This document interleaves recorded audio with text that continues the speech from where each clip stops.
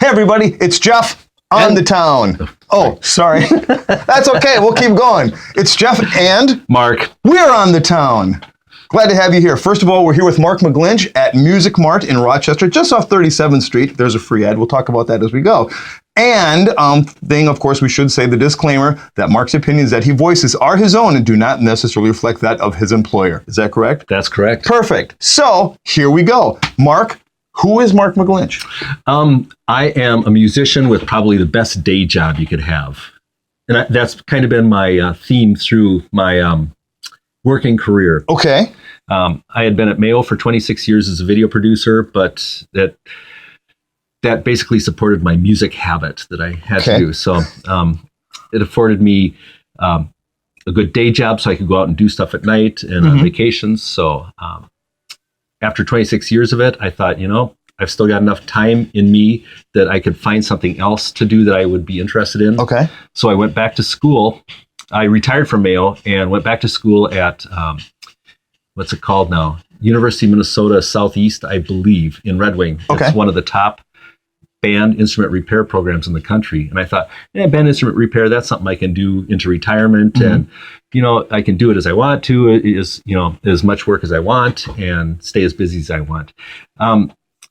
After doing that for a year and then basically a 1-year apprentice at Wellhaven Music when it was downtown, the store was going through a transition where they were being bought out by Mart in Mankato. And Joe Meidel bought the company and moved us to a larger location out here on 37th Street.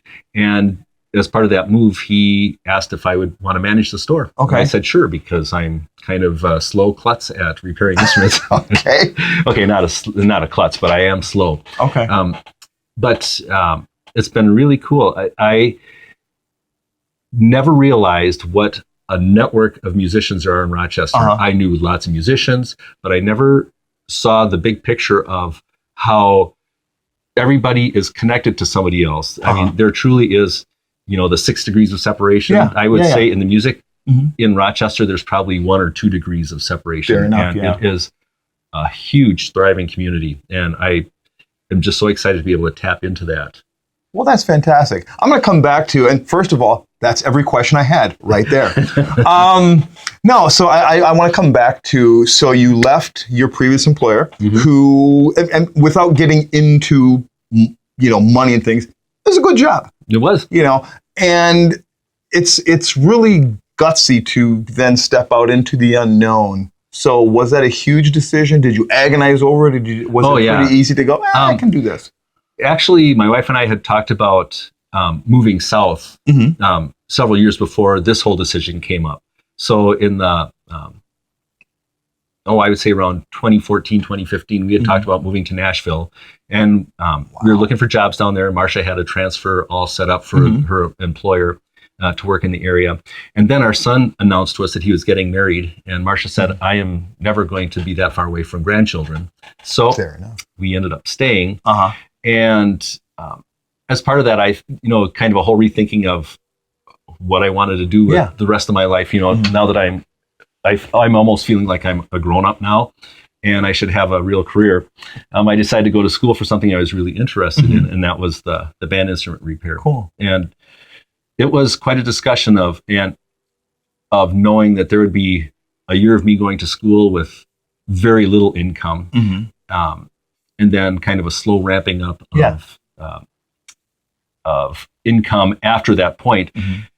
And since we had talked about it for a couple of years, we had planned and saved and paid things off. So it was part of a big plan. Great. So it wasn't just hey, honey, guess what I'm doing tomorrow? Nope. Okay. And you're loving it now? I am. Okay. So what is, and you've maybe already kind of answered this, but what's the coolest thing about working in the music store and neat things you get to see or do or partake in? Talking with musicians. Every musician who comes in here has got a story about their music career. Not very few are actually doing music as their only career, but their background in the music. Everybody I've learned has got a guitar or a drum set or something, some instrument that has got a story to it, and they just love telling it, and I love listening to them. Great, cool. Okay, so let's get off of the store for a minute, and we're hopefully going to take a tour of it a little bit later on if we have time. You play bass, monster bass, I might add. What got you interested in playing bass? How long have you been playing? I've been playing for 45-ish years, so you'd think I'd be a lot better than I am. But, he's good. But I was at a band concert in high school, and the band director came and sat with me and my parents during one of the intermissions and said, "Say, Mark, if I can get an electric bass for the pep band, stage band. Stage band, yeah, stage band. If I can get an electric bass," because they had been using a regular stand-up bass, he said, "Would you be interested in playing it?" I said, "Yes." Yeah. And that lit a fire. That was awesome. That was such a good decision. Okay, so now I need to ask, because drummers who you meet, they say, it was to meet girls. Was it to meet girls? Or it was just for the love of bass? Okay. So you've never met girls? So you know, yep. Okay. Yep. Fair enough. They usually come up and say, "Hey, do you know the guitar player?" So now let's go back to playing bass though. I saw you once, and you guys opened for Little River Band. Yep. Any other bands that you've opened for? And how was that? Was that like really neat, or was it just didn't even get to meet Little River Band? Okay. They were in their green room, and we were in ours. And okay. And you went on tour. Was it last summer? Yep. Tell me about, how was the tour? What was that like? It was awesome. Was this your first tour? It was my first tour. Okay. Yep. How was it? It was awesome.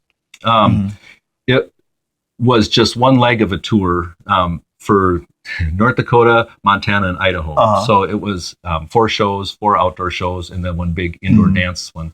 But yeah, it was awesome. It was strange for me to be the weakest player in the band, because I was. You're awesome saying they were really good. Yep. Okay. Now, was this a tour bus in the whole 9 yards? It was a tour bus in the whole 9 yards. Wow, really? Yep. Okay.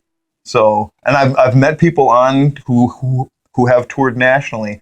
It's not a job for young people. How did you do okay with that? I mean, because it's a lot of late nights and bus rides in your sleep. And everybody sleeps until noon except me. I was still up at 6 o'clock every morning. So, but you made it. I made it. Would you do it again? I would absolutely do it again. Cool. That's awesome. If the phone rang, this is kind of a different direction here, but if the phone rang and said, "Mark, it's so-and-so, they'd like you to play bass with them," living or dead, who would that phone call come from for you? My hero bass player is Bootsy Collins, but he's still playing. So I would never be able to replace him, but I would say Prince. Yep. Good choice. Yep. That would be fun. Okay. Let me see what else I'm going to show you. Oh, yeah. So you have people come in here, they want to learn instruments.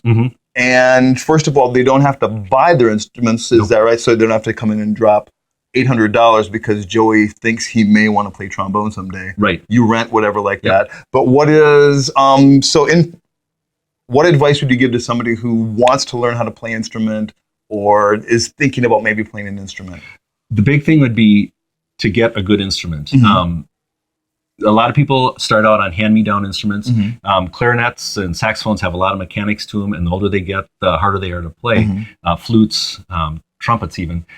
The older they are and the less in shape that they are, the harder it is for a new player to be able to play well, and it gets really frustrating. So if you're getting a hand-me-down instrument, which a lot of kids end up with for their first instrument, bring it into a shop. I don't care if it's ours, but bring it into a shop so it's cleaned up and made playable to cut that frustration and make it enjoyable.